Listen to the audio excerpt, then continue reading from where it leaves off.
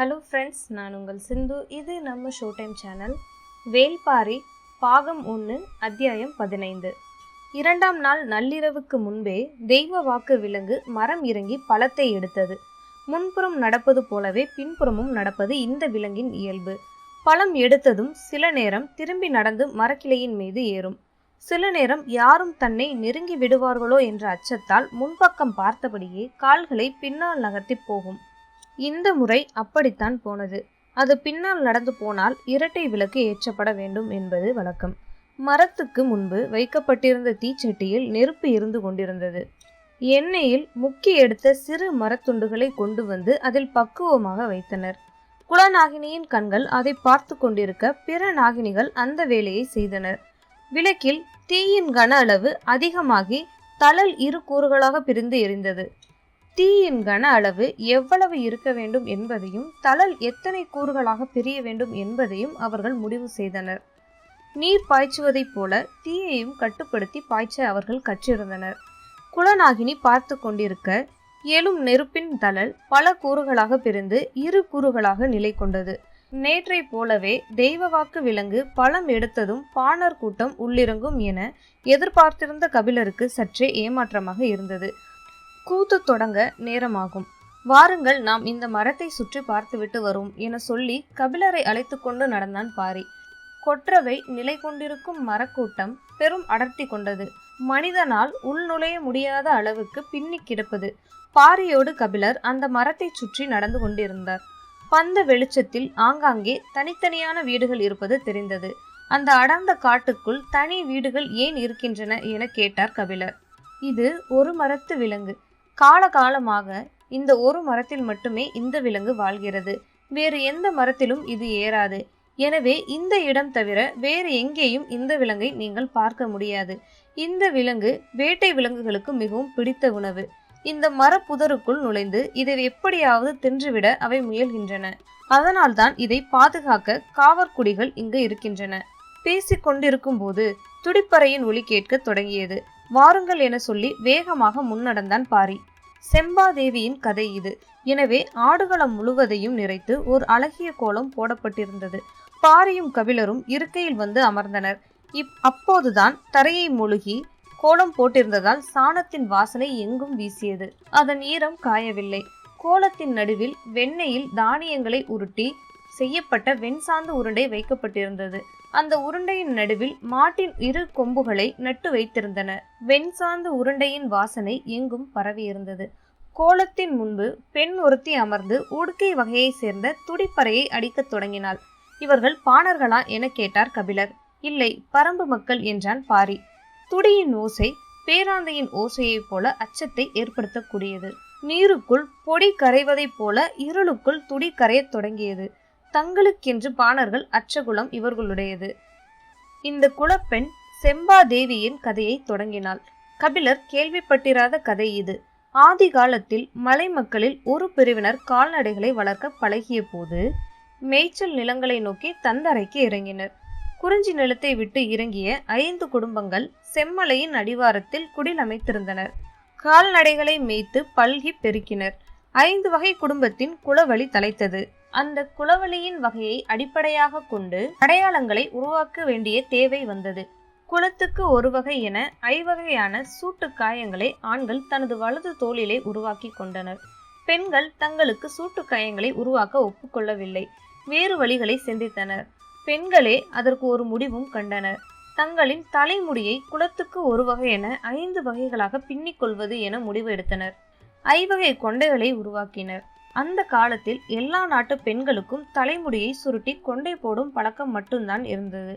ஆனால் உச்சந்தலையில் வகிடெடுத்து இரு பக்கங்களும் முடி சரிய 2 கொண்டைகள், அதே போல் 3, 4, 5 என 5 விதமான கொண்டைகளை இவர்கள் முடிந்தனர்.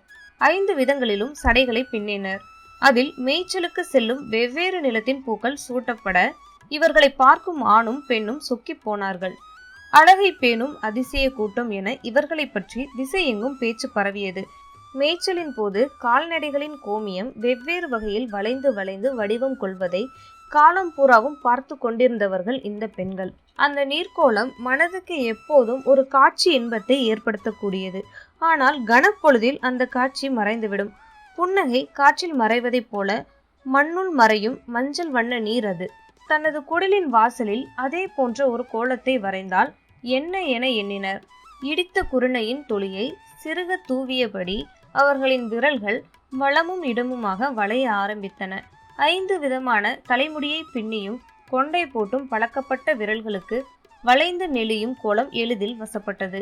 மாடு பெய்த நீரின் எல்லா வளைவுகளையும் தனது ஒற்றை கோலத்துக்குள் கொண்டு வர அவர்களுக்கு அதிக காலம் ஆகவில்லை. செம்மலையின் அடிவாரத்தில் உள்ள பெண்கள் விதவிதமாக கொண்டை போட்டு தரை எங்கும் கோலம் போடும் அழகரசிகள் என எல்லோராலும் பேசப்பட்டனர். காட்டு வழியிலும் உமனர்களின் காது வழியிலும் இந்த செய்தி எல்லா பகுதிகளுக்கும் பரவியது. இவர்கள் இருக்கும் பகுதிக்கு கோலநாடு என பெயர் உருவாயிற்று. புதிய நாகரிகத்தின் அடையாளமாக செம்மலை மாறியது. இதில் வெளி உலகுக்கு தெரியாத இன்னொன்றும் இருந்தது. 5 குடும்பங்களும் தங்களது மாடுகளை மேய்ச்சலுக்கு அழைத்து போய்விட்டு வந்து 5 தனித்தனி பட்டியல்தான் அடைக்க வேண்டும். அப்படி என்றால் அவற்றுக்கும் தனித்தனி அடையாளம் தேவை. மாடுகளுக்கு பிற இடங்களில் சூட்டுக்குறி, காது அறுத்த குறிகள் எல்லாம் போட்டிருப்பதை கேள்விப்பட்டனர். கால்நடைகளே தங்களின் தெய்வம். எனவே அவற்றை துன்புறுத்தாத வழியில் அடையாளமிட விரும்பினர். மூத்த கிழவி ஒருத்தி, இந்த செம்மலையில் எத்தனை வகையான வண்ணக்கற்கள் கிடக்கின்றன, அவற்றை எடுத்து ஒரு குடும்பத்துக்கு ஒரு வண்ணம் என முடிவு செய்யுங்கள். அந்த வண்ணக்கல்லையே அந்த குடும்பத்தின் மாடுகளுக்கும் நெற்றி பட்டமாக சூட்டுங்கள் என்றாள்.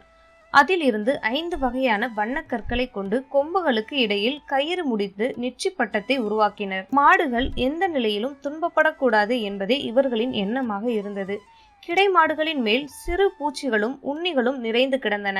அவற்றை கொத்தி தின்ன எந்த நேரமும் பறவைகள் அவற்றின் மீதே அமர்ந்து இருந்தன. இதை தடுக்க ஒரு வழியை கண்டறிந்தனர்.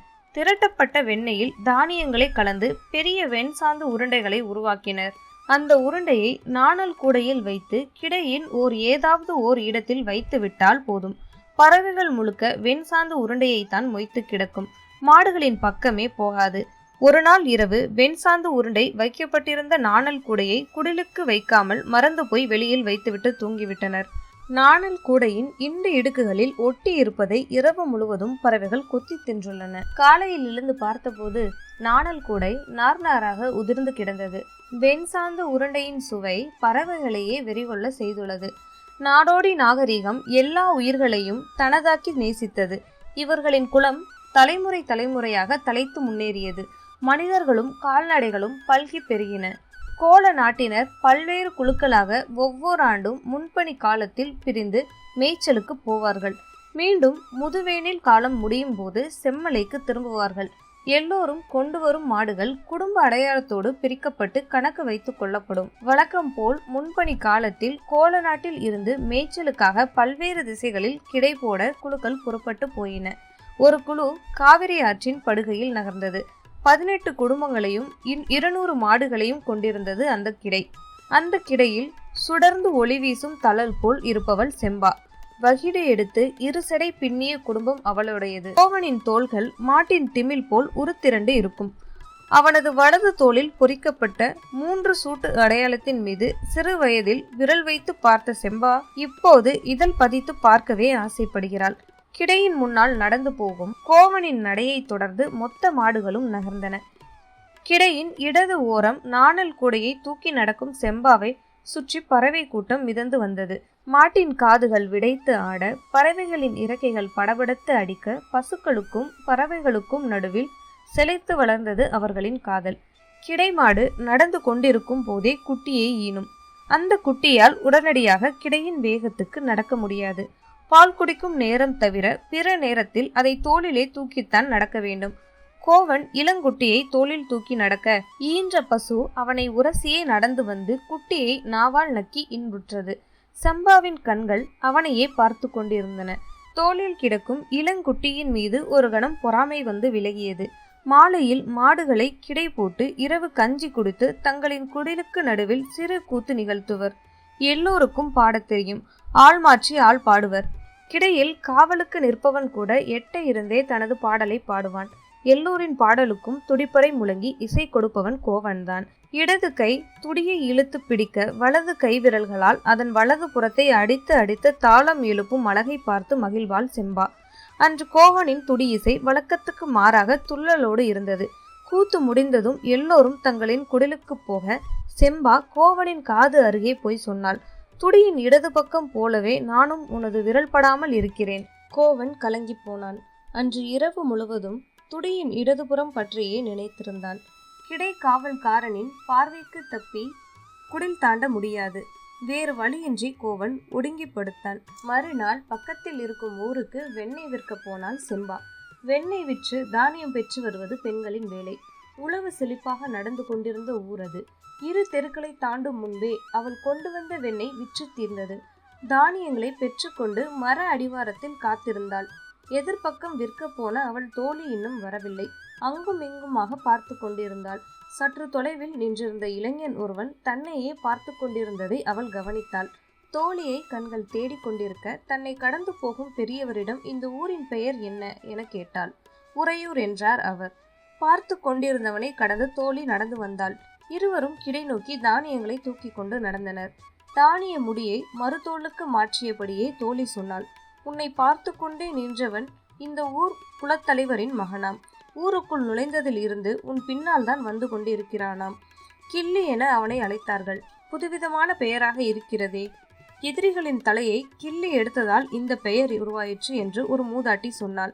ஆனால் உன்னை பார்த்து கொண்டிருந்த அவனது கண்களும் அதே வேலையைத்தான் செய்தன. அவள் சொல்வதை பொருட்படுத்தாத செம்பா மகிழ்வோடு சொன்னாள், இன்று சிறு சோளம் கிடைத்திருக்கிறது. காரமாட்டு பாலில் இருந்து கடையப்பட்ட இள வெண்ணெயை பிசைந்து சாப்பிட்டால் அப்படி ஒரு சுவை இருக்கும். நினைக்கும் போதே நாவுறுகிறது என்றாள். இரவு கஞ்சி குடித்த பிறகு கூத்து முடிந்து எல்லோரும் கலைந்தனர். அன்றைய கிடைக்காவல் முறையில் கோவலும் உண்டு. செம்பா அவனுக்காக சமைத்த கஞ்சியை சிறு களையத்தில் ஏந்தி குடிலுக்கு பின் காத்திருந்தாள். இருள் நன்றாக அடங்கிய பிறகு குடிலுக்கு பின்புறமாக மறைவாக வந்து சேர்ந்தான் கோவன். அந்த இடமே சுவையால் மனத்து கிடக்க பூத்து நின்றாள் செம்பா. பிசைந்த உணவை ஊட்ட அவன் வாயருகே கையை கொண்டு சென்ற போது நாவால் விரல் தொட்டு வாங்கினான். அந்த சிறு தொடுதல் மொத்த உடலையும் குலுக்கியது. காதலின் கூர்மிக ஆயுதம் நீர் சிறக்கும் நுனி நாக்கு. சற்றும் எதிர்பாராமல் கோவன் அதை பயன்படுத்திய போது செம்பா நடுங்கி போனாள். உணவு அருந்தியபடியே துடியின் இடப்புறத்தின் மீது அவனது விரல்கள் படரத் தொடங்கின. அவள் உள்நடுங்கி குலுங்கினாள். அவள் கண் செருகி மீண்ட போது கடைசி குடிலுக்கு பின்னால் குதிரையில் ஒருவன் போவது தெரிந்தது. கிடையில் கிடந்த நாய்கள் சுதாரித்து அந்த திசையை நோக்கி பாயத் தொடங்கின. ஆனால் குதிரை படுவேகத்தில் மறைந்தது. நாயின் குறைப்புலியில் அனைவரும் எழுந்துவிட்டனர். வேல்கம்பை தூக்கியபடி முன்னால் ஓடி நின்றான் கோவன். அவிழ்ந்த நூல்களை கட்டியபடி குடலுக்குள் நுழைந்த செம்பாவிடம் எதிர்பட்ட தோழி சொன்னாள், வந்தது அவன்தான். சொல்லிய போது செம்பாவின் கட்டு கலன்று இருந்ததை அதிர்ச்சியோடு பார்த்தாள் தோழி. செம்பா தலையை மறுத்தபடி ஆட்டி சற்றே வெக்கப்பட்டு சொன்னாள், கோவன். தோழி திரும்பி பார்த்தாள். கோவன் வேல்கம்போடு முன்னிலையில் நின்று கொண்டிருந்தான். காதல் கனநேரத்துக்குள் எல்லாவற்றையும் கண்கட்டி விளையாடி கொண்டிருக்கிறது. நாய்கள் திருடனோடு சேர்ந்து ஓடுபவனை குறைத்தன. தோழி கோவனின் அருகில் போய் காதோடு சொன்னாள், இனி நீ கிடைக்காவலுக்கு நிற்கும் நாளெல்லாம் நான் இடைக்காவலுக்கு நிற்பேன். மறுநாள் மாலையில் கிடைக்கு இடப்புறம் இருந்த பெருமேட்டிலே தந்தையோடு வந்து நின்றான் கிள்ளி. சற்று தொலைவில் மாட்டுக்கிடையும் குடில்களும் இருந்தன. தந்தையின் கண்கள் மாடுகளை எண்ணின. 200க்கும் குறைவாகத்தான் இருக்கிறது. இதைவிட பெருஞ்செல்வம் இருக்கும் இடத்தில் பெண் எடுப்போம் என்றார். அவனோ அவர் சொல்வதை ஏற்கவில்லை. அவள் பேரழகு அதற்கும் இணையான செல்வம் எதுவும் இல்லை என்றான். அவரோ மறுத்து பேசி அவனது மனதை மாற்ற முயன்று கொண்டிருந்தார். நடக்கவில்லை. சரி, நமது மாளிகைக்கு போய் பேசிக்கொள்வோம் என முடிவு எடுத்து குதிரையின் மீது ஏறப்போகும்போது சொன்னான், இன்னும் சிறிது நேரத்தில் குடிலுக்கு நடுவில் பந்தமேற்றி கூத்து நிகழ்த்துவார்கள். அப்போது அவள் குடிலுக்குள் இருந்து வெளியில் வருவாள். அவளை நீங்கள் பாருங்கள், நான் சொல்வதை ஏற்பீர்கள் என்றான். இருள் கூடியது. பந்தங்கள் ஏற்றப்பட்டன. எல்லோரும் வந்து கோலத்தை சுற்றி அமர்ந்தனர். கோவன் வழக்கம் போல் துடியோடு வந்து உட்கார்ந்தான். நேர் எதிரில் தோழி வந்து உட்கார்ந்தாள். கோவன் சற்றே தலையை திருப்பி தனக்குள் சொல்லிக் கொண்டான், துடியின் இடப்புறத்தை ஊர் சென்று மனம் முடிப்பது வரை நினைக்க கூடாது. அவள் இன்னும் ஏன் குடில் விட்டு வெளிவரவில்லை என ஆவலோடு பார்த்தபடி தொலைவில் நின்று கொண்டிருந்தான் கிள்ளி. எங்கும் கும்மிருட்டு சூழ்ந்திருந்தது. பந்த வெளிச்சத்தில் எதிர் சுடர் வீச அவள் குடிலுக்குள் இருந்து வெளியேறி வந்து கோவனுக்கு எதிரில் உட்கார்ந்தாள். நேற்று கலைந்த வெட்கம் இன்று கூடி நின்றது. கோவனால் அவளை நேர்கொண்டு பார்க்க முடியவில்லை. அவனது விரல்கள் துடியின் மீது படவே அஞ்சின. தாளம் கூடவில்லை. ஓசையும் அவனைப் போலவே பம்மியது. கிடையின் பெரியாம்பளை சொன்னார், டேய், நேத்து கஞ்சி குடிச்சவன் மாதிரி அடிச்சுக்கிட்டு இருக்க, சத்தமே கேட்கல, இழுத்து அடிடா. தோழி சொன்னாள், பெருசு, நேத்தும் அவன் கஞ்சி குடிக்கல. அதுதான் விரல் செத்து போய் கிடக்கு. செம்பா அதிர்ச்சியோடு தோழியை பார்த்தபோது அவளோ சற்று ஆணவ சிரிப்போடு கோவனை பார்த்தாள். தொலைவில் இருந்து பார்த்தபடி அவள் பேரழகில் மயங்கி வாய்ப்பிழந்து நின்ற கிள்ளி தந்தையிடம் காட்ட அவரை நோக்கி திரும்பினான். அவரோ துடியின் ஒளி கேட்காத இருளின் இன்னொரு திசையை நோக்கி வாய்ப்பிழந்து பார்த்தபடி அதிர்ச்சியில் உறைந்து நின்றார். இதோட அத்தியாயம் 15 முடியுது ஃப்ரெண்ட்ஸ். அடுத்த வீடியோவில் அத்தியாயம் 16 பார்க்கலாம். இந்த வீடியோ உங்களுக்கு பிடிச்சிருந்ததுன்னா லைக் பண்ணுங்கள், ஷேர் பண்ணுங்கள், மறக்காமல் சப்ஸ்கிரைப் பண்ணுங்கள். அடுத்த வீடியோவில் உங்களை சந்திக்கிறேன். நன்றி.